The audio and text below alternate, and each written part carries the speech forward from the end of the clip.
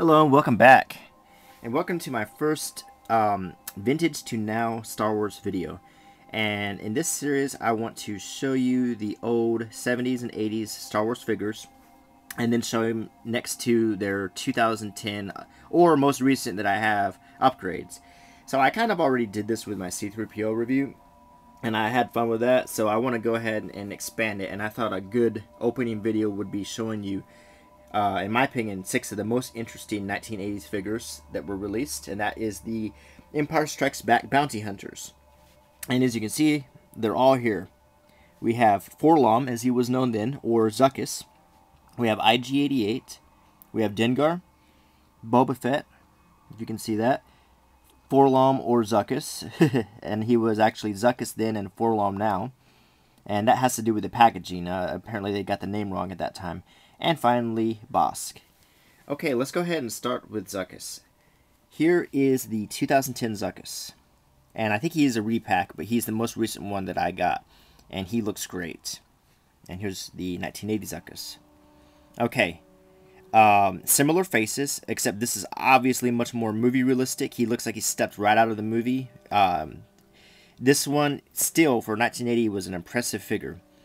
He has a cool pleather robe that's attached to him with this sort of front pack that straps on the back, and then there's a mechanical apparatus here. Under the robe, which I'm not going to take off, he has sort of a genie outfit on, just baggy clothes.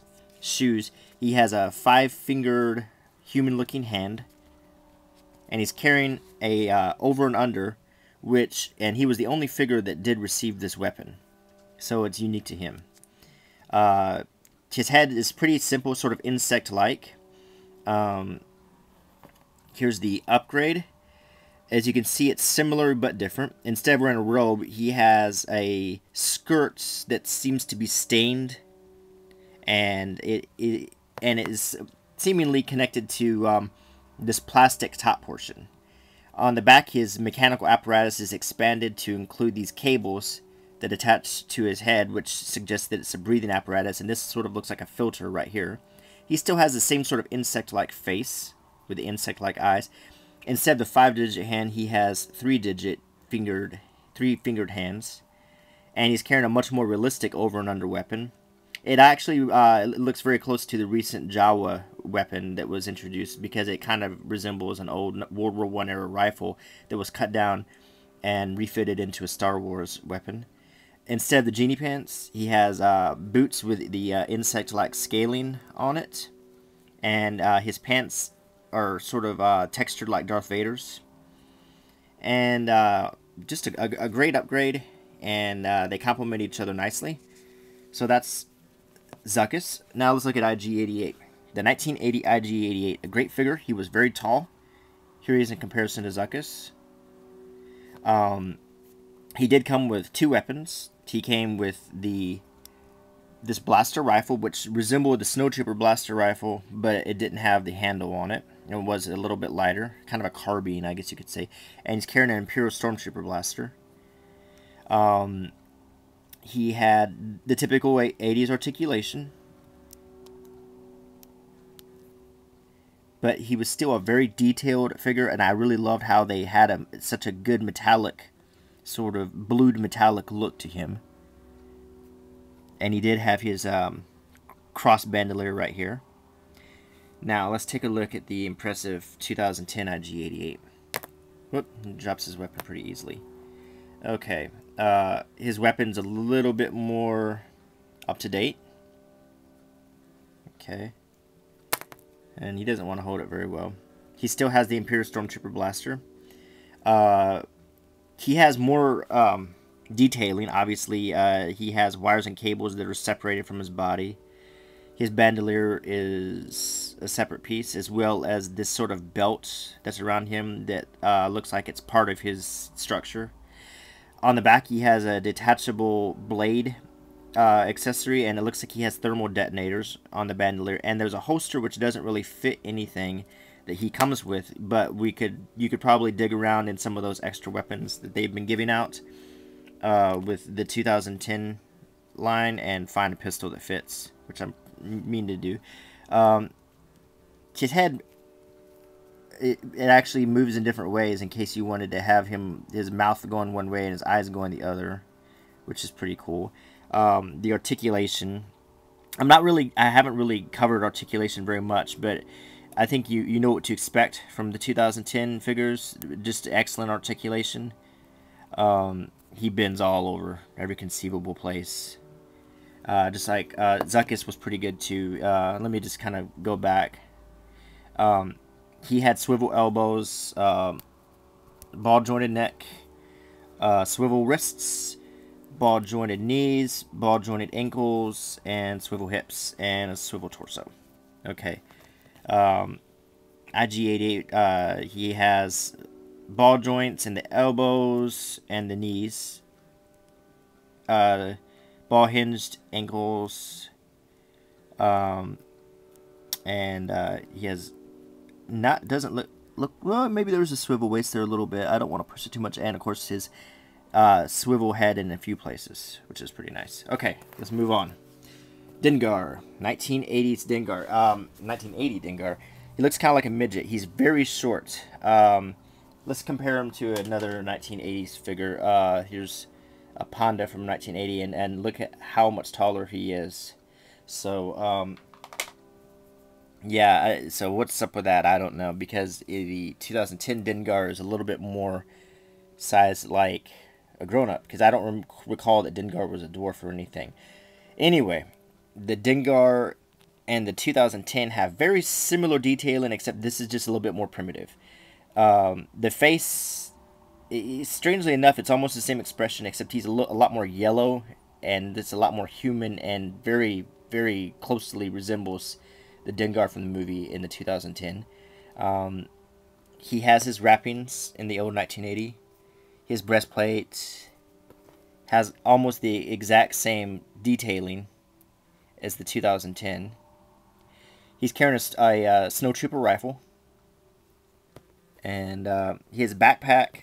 Once again, it's not removable, but it has the same basic features. It looks like some landmines and some sort of equipment here and a bedroll on top, which they both have. He does not have the blaster that this 2010 Dengar has.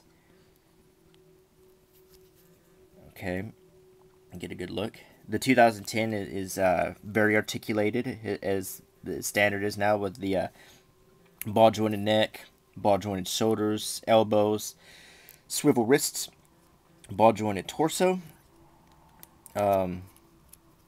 swivel hips, ball jointed knees, and ball jointed ankles. Great articulation, great figure. This is a fan favorite because it just looks so much like he did in the movie. It's just a great figure. Okay, let's go with Bossk.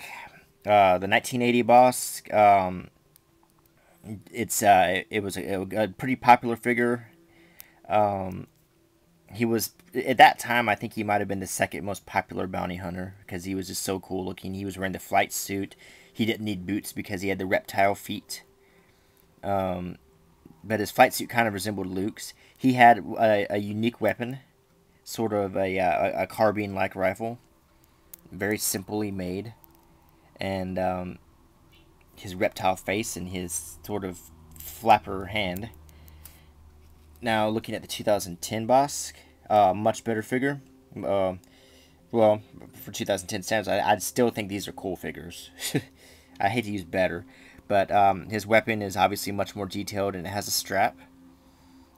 He has a neck piece that's a separate part. He has the great articulation that we've been going over.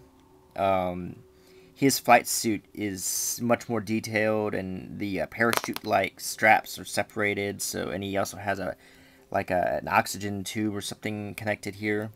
So it just looks a lot better. He has his insignia patch on his shoulders. They put more detailing on the ammunition belts on his calves here. And it looks almost like a spacesuit because it has these little connector ports. And his hands are much more detailed. Instead of just being like a flipper here, it has defined claws. He doesn't have swivel wrists. And he only has, I guess, maybe he has swivel upper wrists. Let's put it like that.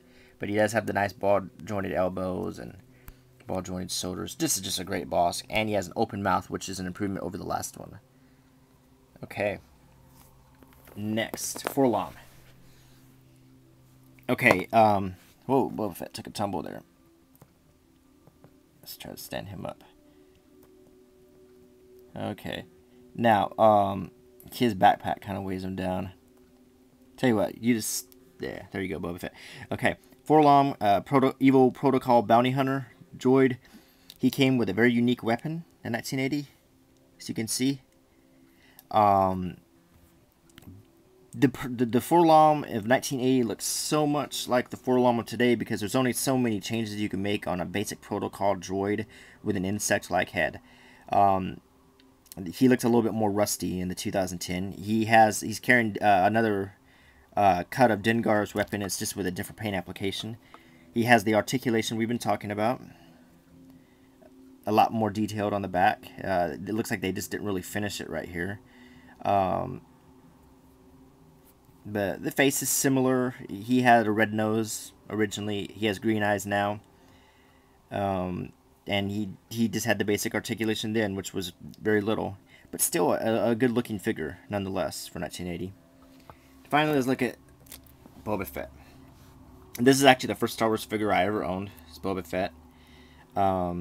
He is sort of lavender in color.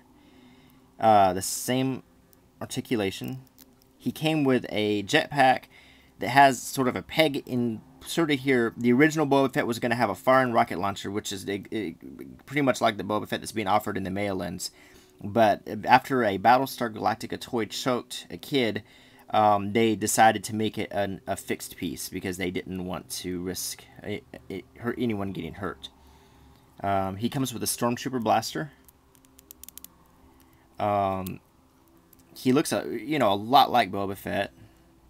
I mean, a very distinctive style. And let's look at the most recent Boba Fett in comparison.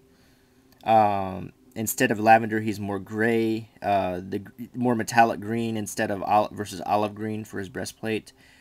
Less red, more maroon or burgundy for his mask.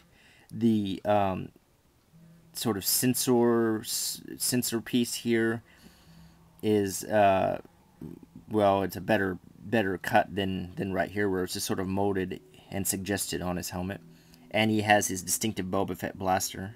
If you want to see the original Boba Fett blaster, actually, I took a picture of it, and it's in my Huntsville Star Wars exhibit video. He also has this pistol right here. And his jetpack doesn't stay on very well. He has a fabric cape that looks weathered, and he has his sort of braids, scalps on his shoulder right here, which this Boba Fett didn't have. Okay, so there you have it. There are the 2010 and the 1980 Bounty Hunters. So I hope you enjoyed this review, and I will do plenty more. Bye.